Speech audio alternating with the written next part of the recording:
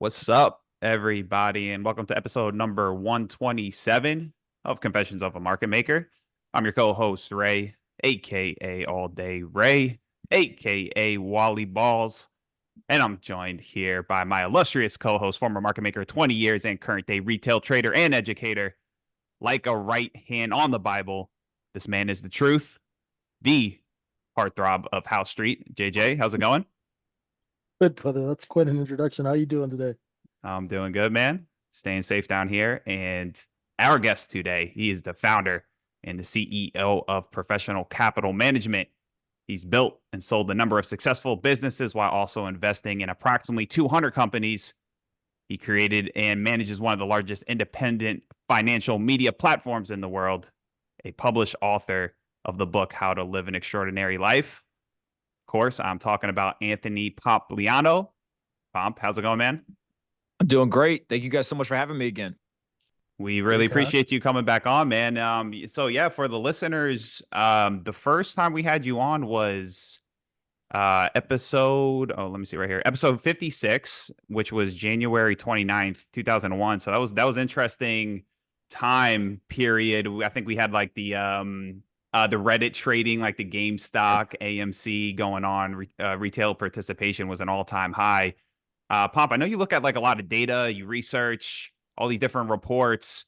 I think I've seen like retail participation. I mean, especially obviously since that time period, it's been down a little bit. Where are we at with retail participation in markets?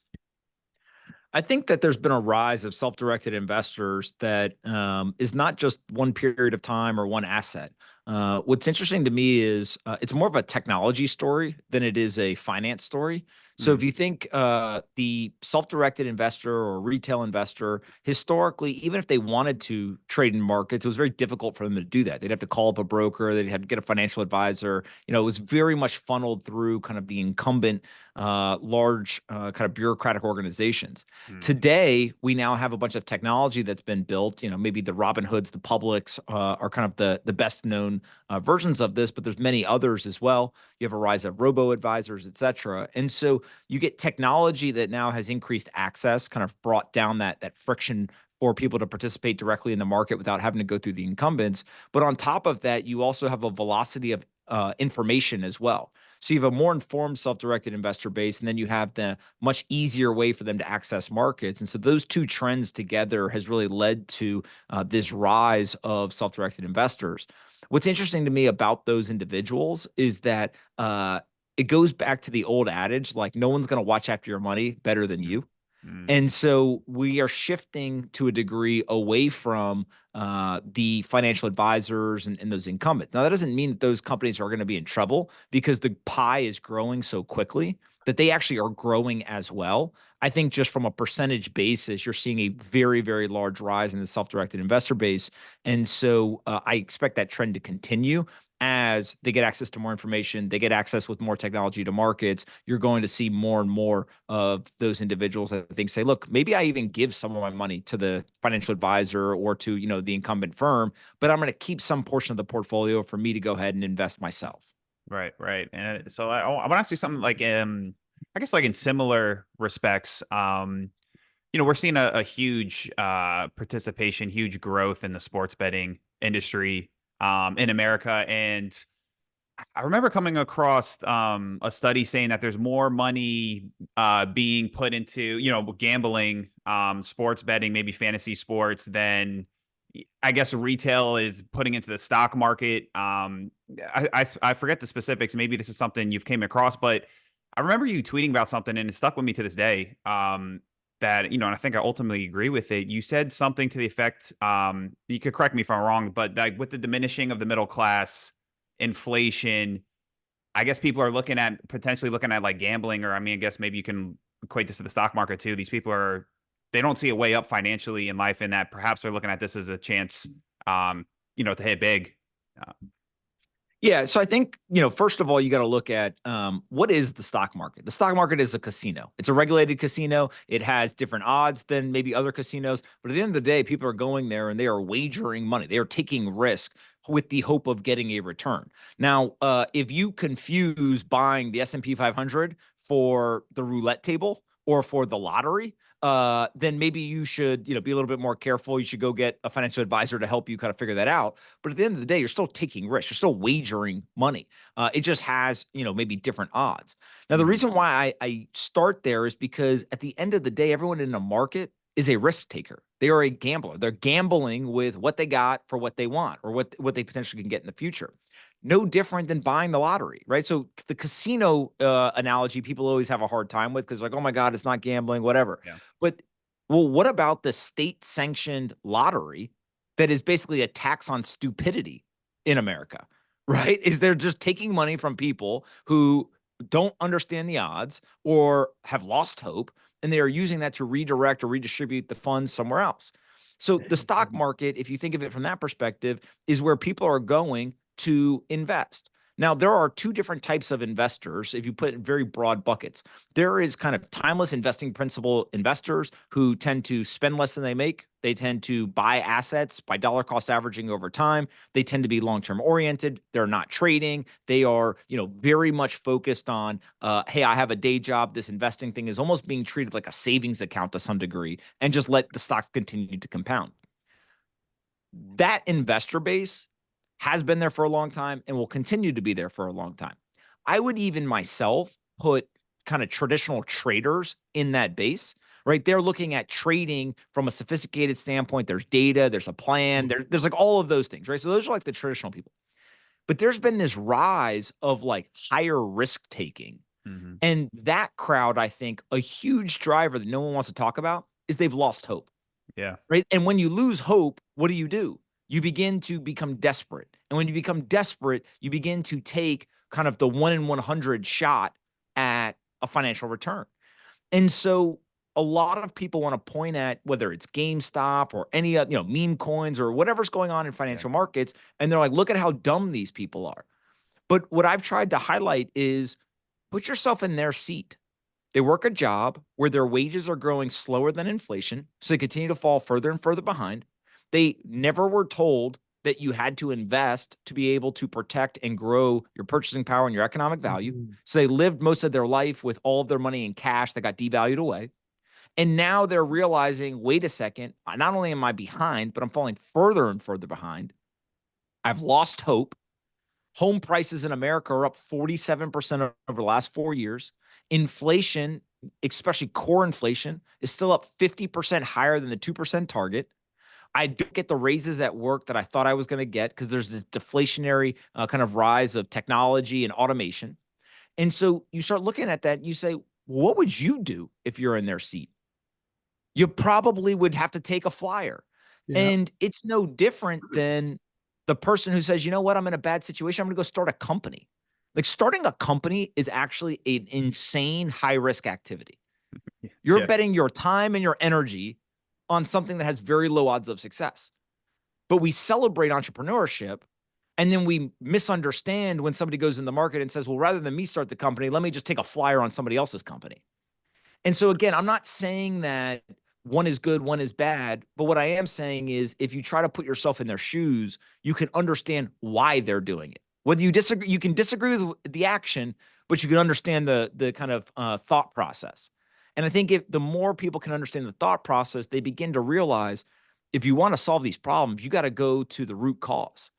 And the root cause is we're devaluing the currency, right? We've got idiots who are spending whatever money they possibly can as politicians. And then you've got a lack of financial education in schools where people are basically getting thrown into the real world, ill-equipped to navigate what is probably the most important part of their life, which is their finances. Yeah. It was a great hit the nail on the head. Excuse me for jumping in. Wow. Yeah. No, I haven't heard anyone else have that like nuanced take, which, like when you tweeted this out, I was like, man, like it hit me hard because like, I have a bunch of friends are echoing like essentially what you said.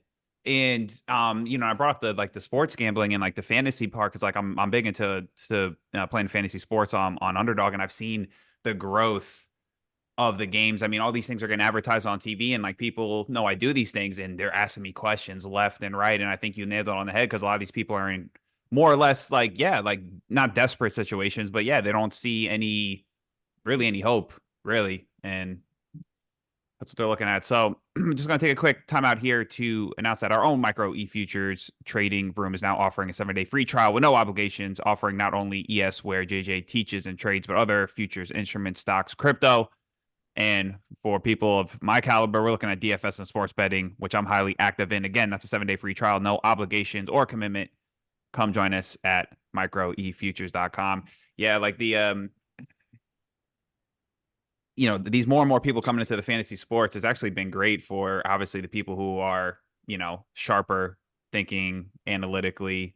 But yeah, just interesting times right now. Transitioning a little bit. What do you think about the economic data and reports that we get from these different government agencies in terms of their reliability, usefulness, truthfulness, even?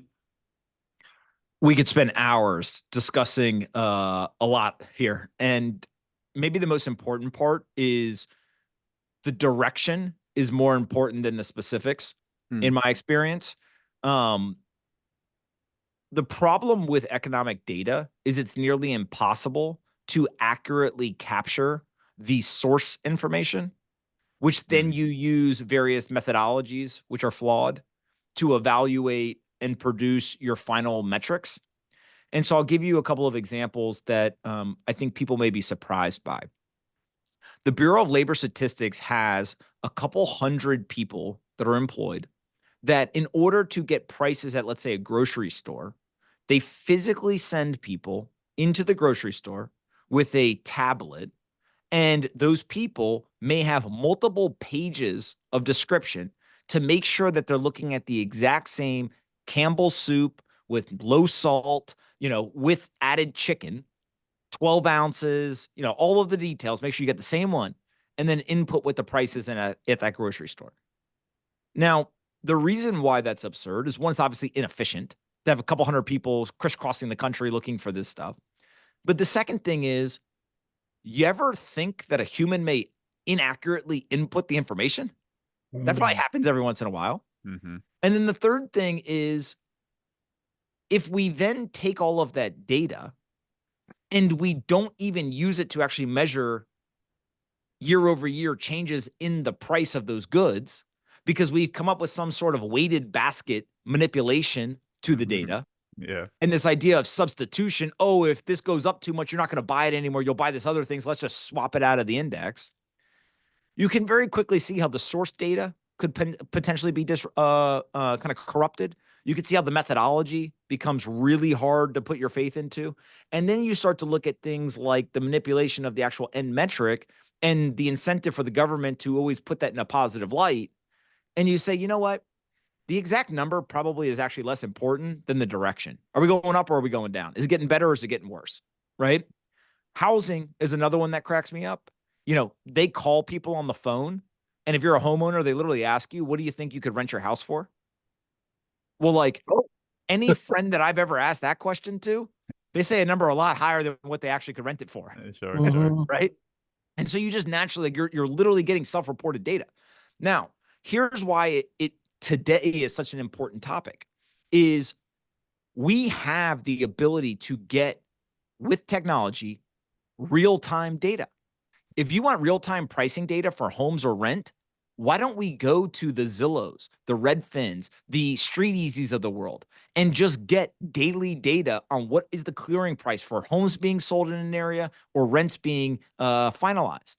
If you want real estate or grocery store prices, why don't we hit an API at Kroger or Whole Foods or name your favorite place and get the real-time pricing and get hundreds of millions of data points a day and put that through some sort of computer program that allows us to then produce a real-time metric?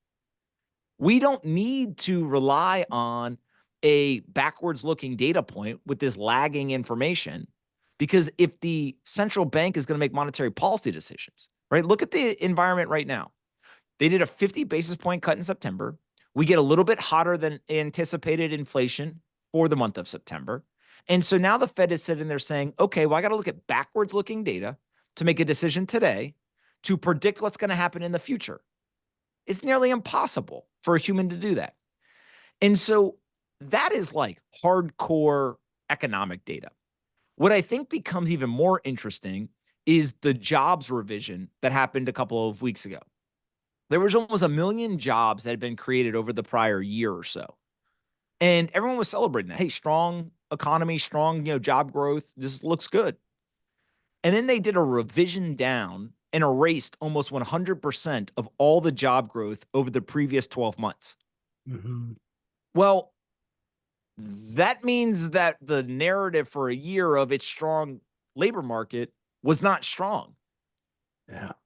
Once they tell you something and it's wrong, whether it's malicious or not, intentional or not, how do you trust it the next time? So we just got a monster job number in September, like over 250,000 net new jobs created.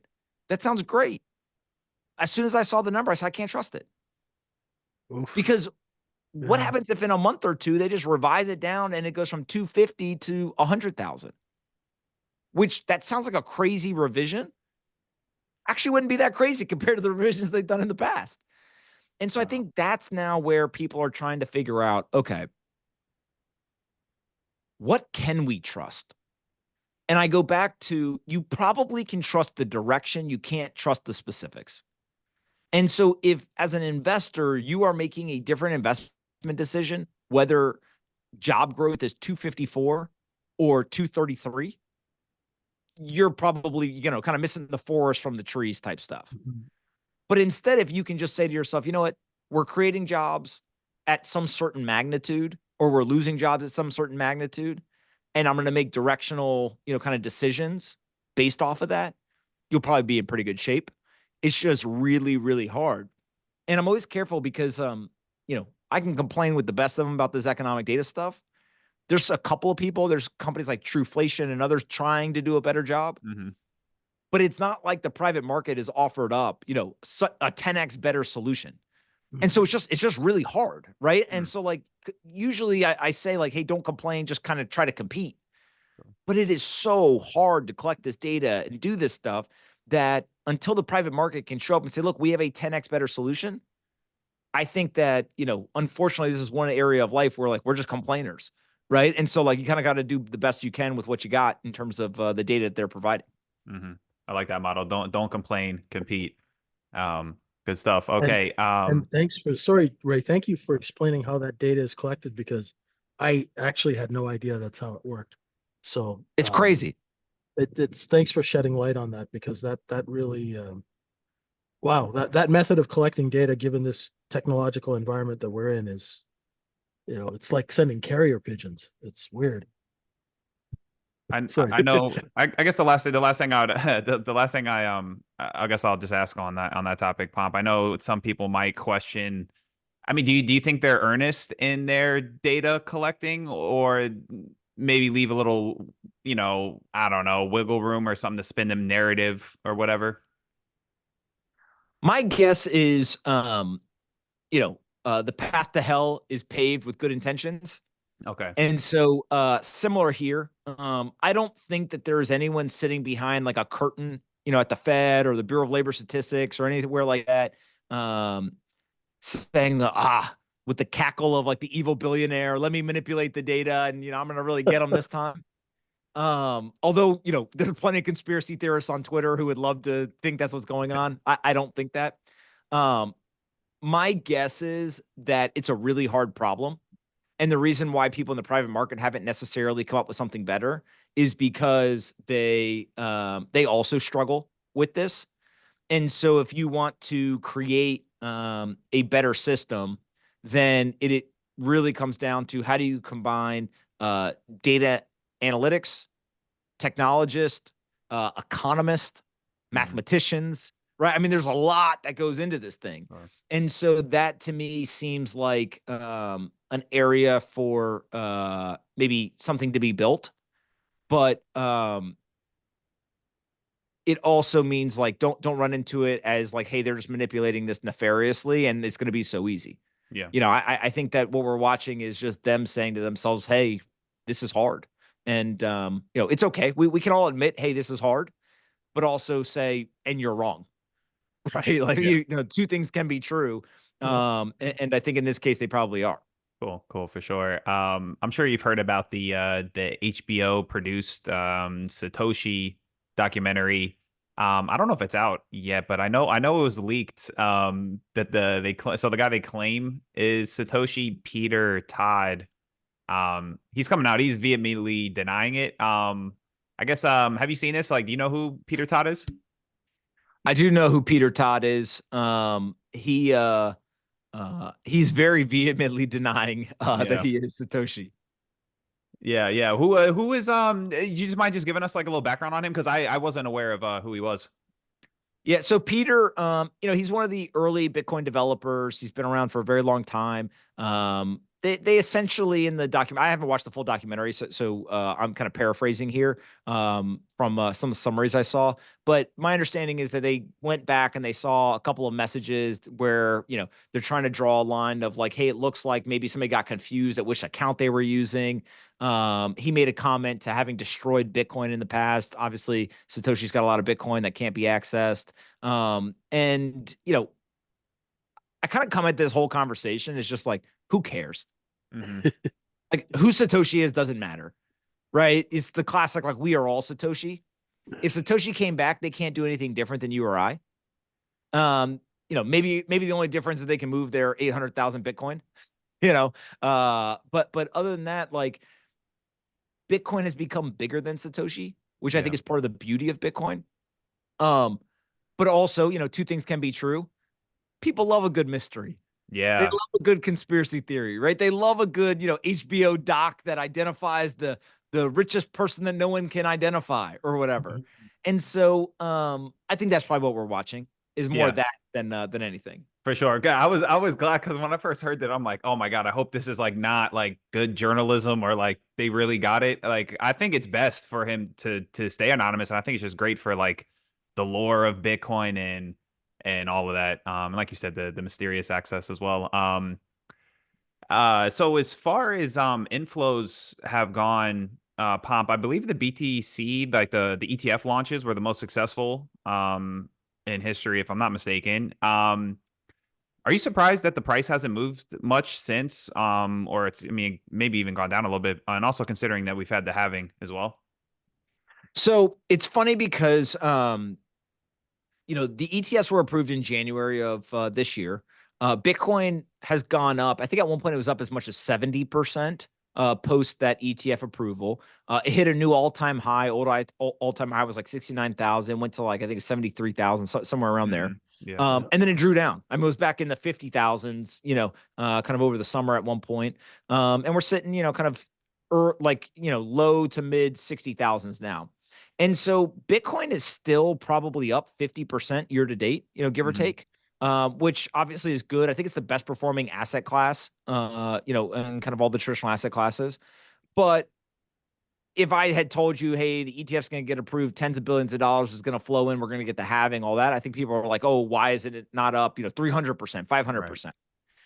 I think two things are important to know. One, in halving years, so every 4 years this thing occurs, usually the price has not kicked off kind of a upwards movement until Q4 of that year. So you go back to 2020, I think the halving occurred, it was somewhere in the 8,000s.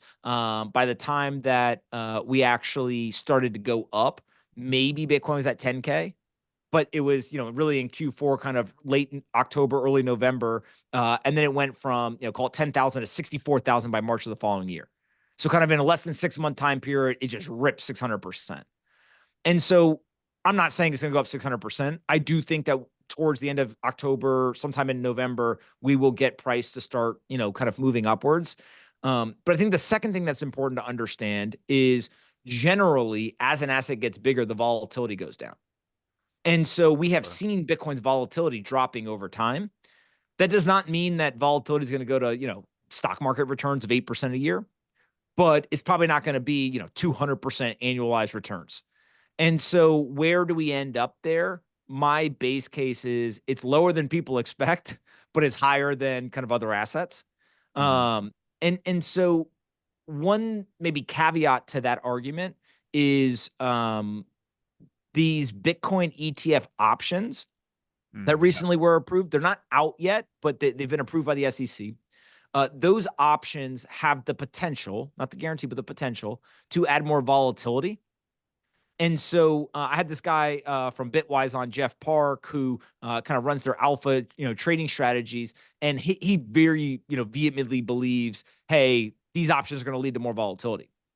If that's true, it could be a fun kind of Q4 of this year and Q1 of next year. It's just unclear right now, how volatile will the asset be. But I do think time-wise, we're starting to get towards a period where we're going to see this thing, move upwards. Yeah, for sure. Yeah, and guys, definitely go listen to that. What was his name again from Bitwise? That was good. I was listening to that.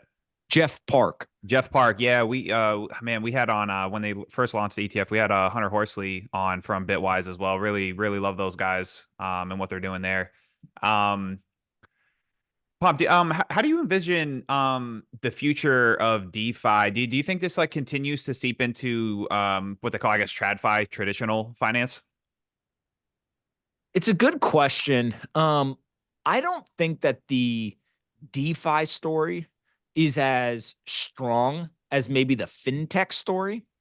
And again, if you look at it as like almost look at like you were evaluating it from an investor base, right? There's like finance is the biggest bucket, and then you can drill down into like fintech, which is like all the technology that's intersecting with finance. And then you can drill down even, more specific, and you can say, okay, there's like centralized and decentralized, financial technology. DeFi obviously works. People are using it. There's things that are very interesting there. But to me, what I think is kind of the bigger investment theme is the fintech story. And if you were to pick a theme that I think is really interesting inside of fintech, it would be automation and this idea that like DeFi is kind of just a subset of automation happening in finance. What you're really doing, let's say with a decentralized exchange, is you're essentially stripping out the centralized services, the people, et cetera, and now you're using software to have an automated system. That happens with decentralized systems, but it also is happening with centralized systems as well. Right. And so the ownership structure, there are differences, but it's the automation story inside of fintech that I think is really going to drive the majority of the value. And so, the machines are coming, right? Like they are going to be here. They are going to be able to allocate capital. And I think that people are very stuck on this idea of decentralization explicitly because frankly, it's cool. It's kind of a middle finger to the traditional markets, right? It's kind of like you don't control us. And I think that there is an element of everyone in finance who likes that. But I also think that there is an importance to understand that there's trade-offs with decentralization. And so I always use the example, like if Amazon was decentralized, it would kill the whole point of Amazon. Like Amazon is an efficient, hierarchical, high-performance organization. Efficiency is the thing that they are trying to achieve because if they get efficiency, they get low cost. If they get low cost, they get customers, right? Most decentralized systems are not highly efficient and high performance. And so it's like, what are you optimizing for with these systems? Good point. Great point. Pom, how do you see AI, machine learning intersecting with crypto, blockchain, or I guess you could touch a little bit maybe on DeFi. Are these synergies worth exploring? I think, again, it goes back to this idea that it's all kind of one big trade to me, which is, this like highly disruptive technology overlay on finance seems to me to be an area that people are almost underestimating because they're so stuck on like the individual technologies. They're like, oh, DeFi, DeFi, DeFi. And they're missing what AI is going to do or machine learning is going to do, or, name your other technology. And so to me, what I try to do is I try to kind of zoom out or kind of look at the playing field a little bit wider and say, Bitcoin is a form of artificial intelligence. It's a programmatic monetary policy. We automated away the central bank, right? So you have AI, you have automation, it's decentralized, right? It's a DeFi, it's the original DeFi product. Like you kind of like see all those technologies wrapped into a single product, and it works. And so I think that that is a good example of what we're going to see in some of these other areas, which is you're going to see a lot of the different disruptive technologies woven together. Mm. You know, I am a very, very small investor, but a very happy investor in Ramp, which is kind of this corporate card and kind of a finance platform. They use a lot of AI in their platform, but they also use a lot of other technologies, right? They use a lot of automation. They use a lot, like they're just trying to solve their customer's problem. And frankly, they don't care what the technology is.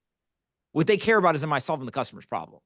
I think that's part of the beauty of Bitcoin is like, it doesn't matter what the technology was because it works and it solves the customer's problem. And so how do you find things that really have that product market fit or solving the customer's problem, but understand that a lot of them are actually going to use multiple pieces of this technology? And it's a fintech story. It's not just a DeFi story, an AI story, an automation story. Awesome. Real interesting. Are there any other exciting trends or maybe like companies you're seeing right now? There's a lot. Let me not kind of name companies because everyone will just think I'm like shilling my investment Yeah. portfolio. But if I just kind of mention maybe the technologies, obviously, you know, Bitcoin. I think that their stable coins are very interesting as well. They definitely have product market fit.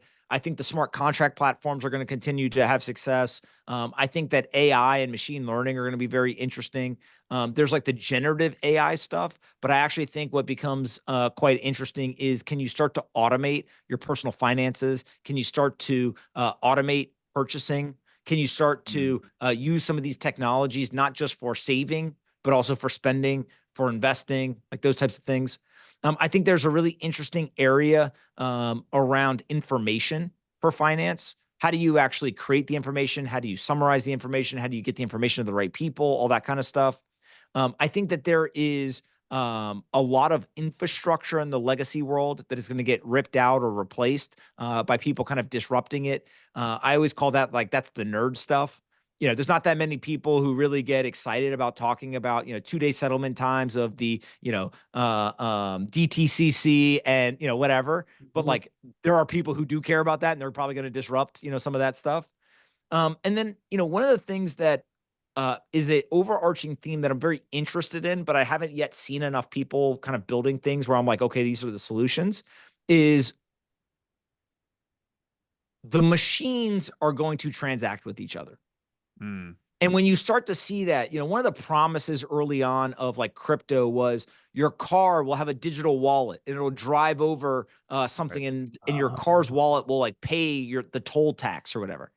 And if you think about this, like the trend is definitely headed that way. We used to pull up to the toll, pull the change out of our pocket, hand it to someone, right? Then we got really smart. We're like, let's just automate the person. Like, you can just throw the change into the little basket, right?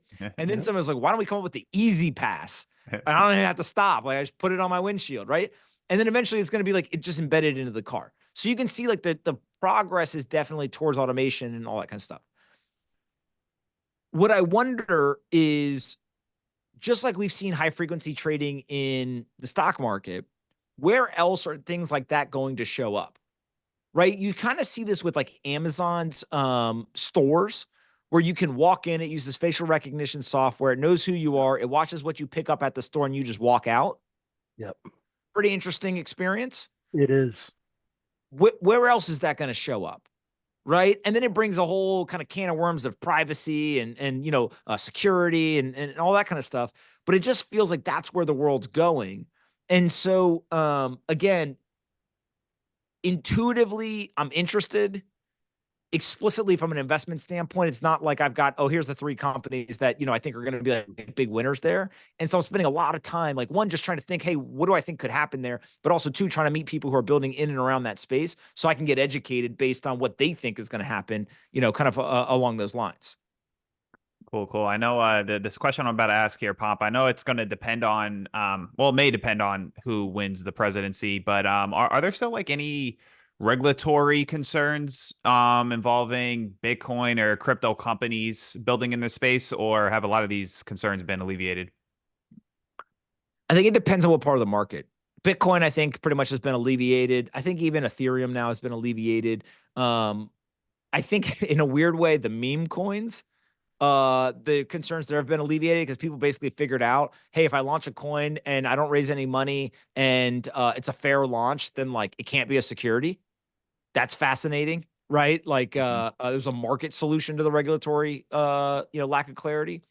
But there's like a middle ground, right? A middle area where people who did raise money or did do stuff. And I think that regulators are kind of working through all that to figure out, who do they think is on the right side and wrong side of the rules. Mm-hmm.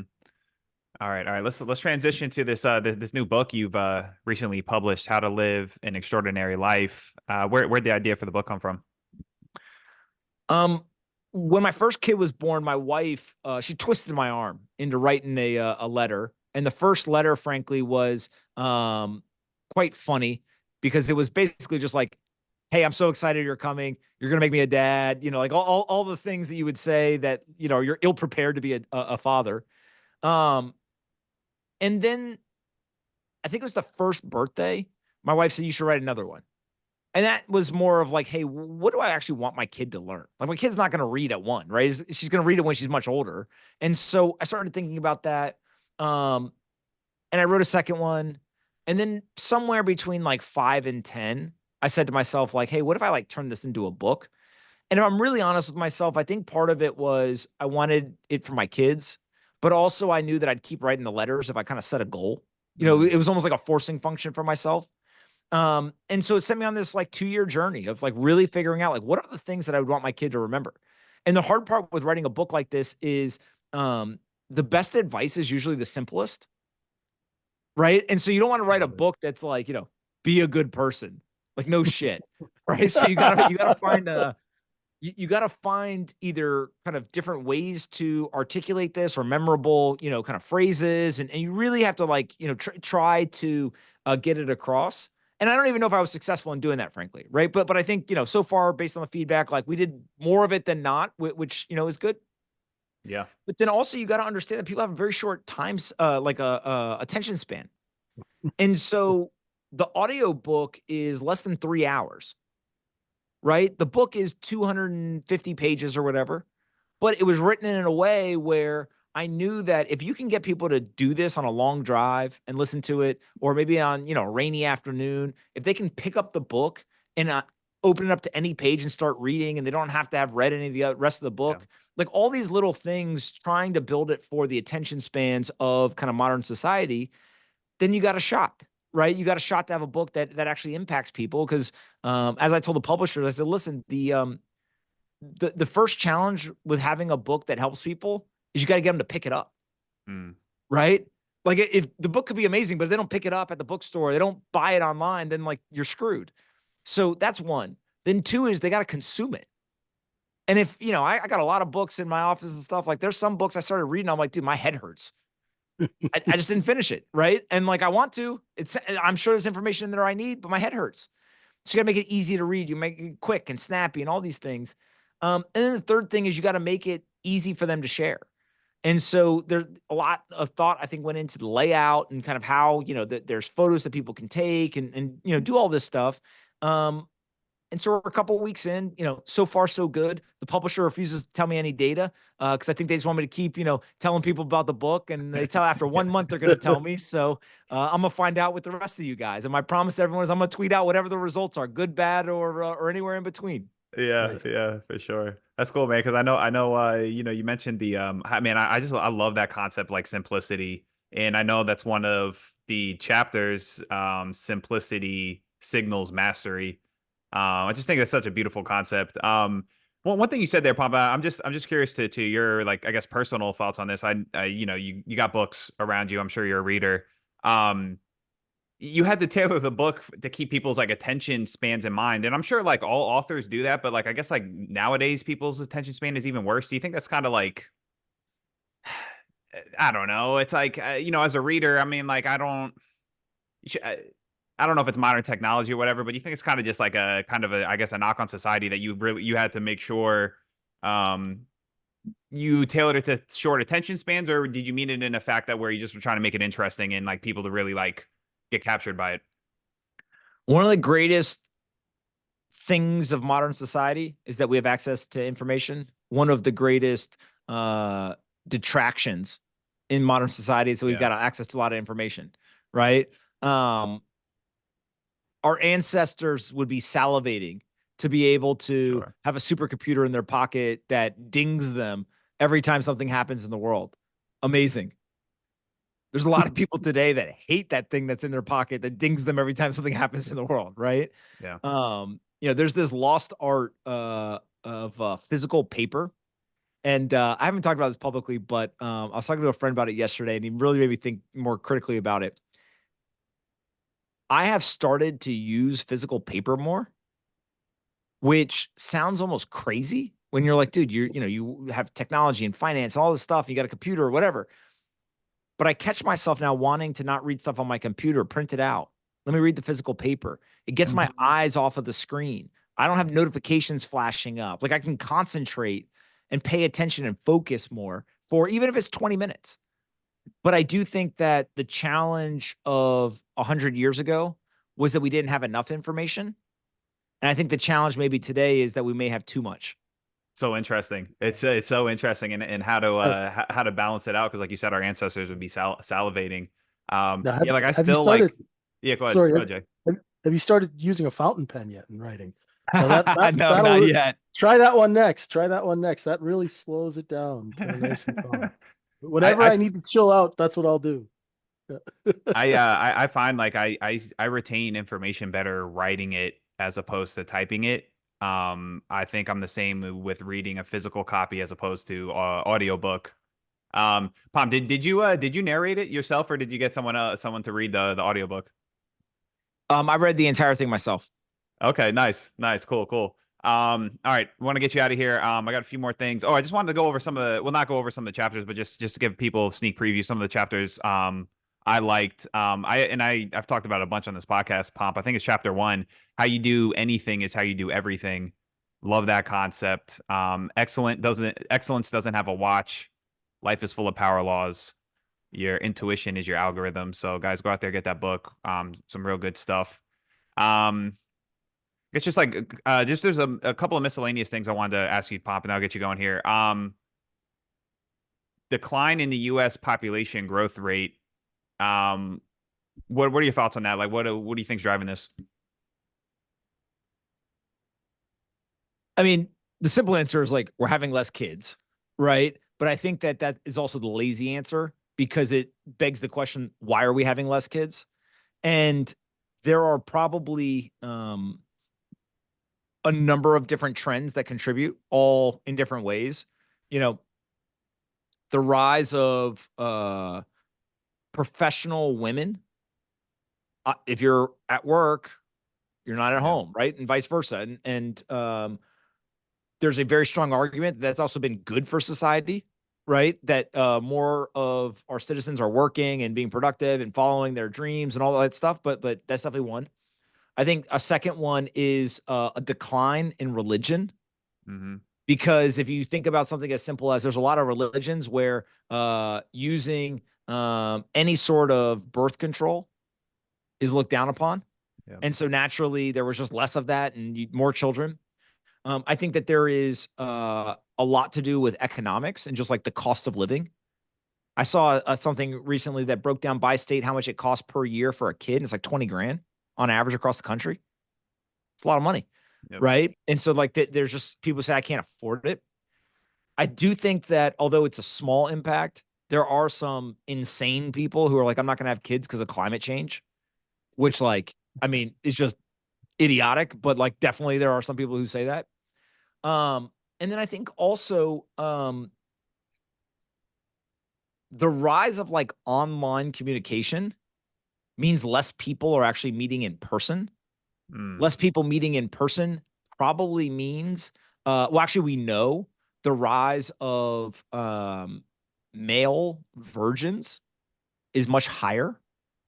And so people are having less sex, less often, and they're going longer into their life before they find a partner.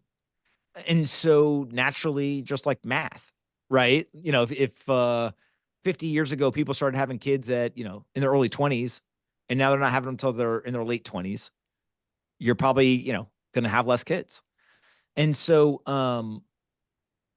you could even go a step lower and like, hey, well, how do you solve all those problems? We don't got time to try to solve them, right? But like it's a very fascinating issue that you can't pinpoint one single thing. And you got to say, hey, each one of these is kind of a contributor. And so maybe the problem can't be solved. Yeah, it's really interesting. Like you said, all these factors, and another factor I heard thrown out, or like people saying, is kind of like there's that adage. It's like, oh, like your life is, your life's over when you have kids or something, and it's actually like probably quite the opposite. I mean, like I think any parent say like your life is like more fulfilling, better having kids, but I think it's like maybe that scares people off as well.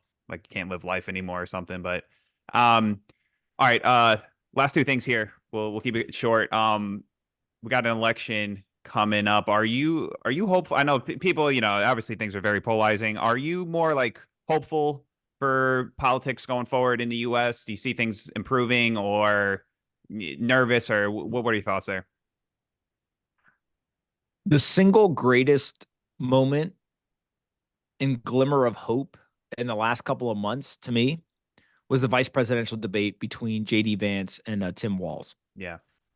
Regardless of which side, you're cheering for or you're going to vote for or whatever, this idea of like vigorous but respectful debate, Yeah, I I love thought it. was really an encouraging sign. Um, and to me, that if we can get back to that, you get the, kind of maybe it's nostalgia, but like the civility of the past. Um, hopefully is, a sign of things to come. But there's a lot of problems, man. There's we've just talked about the economic ones, there's a lot of stuff we got to handle on. And I think the only thing that I would say is it's a good reminder that like leadership matters. For sure. Regardless of whether you vote, red, blue, green, whatever. It's just like we need strong leaders.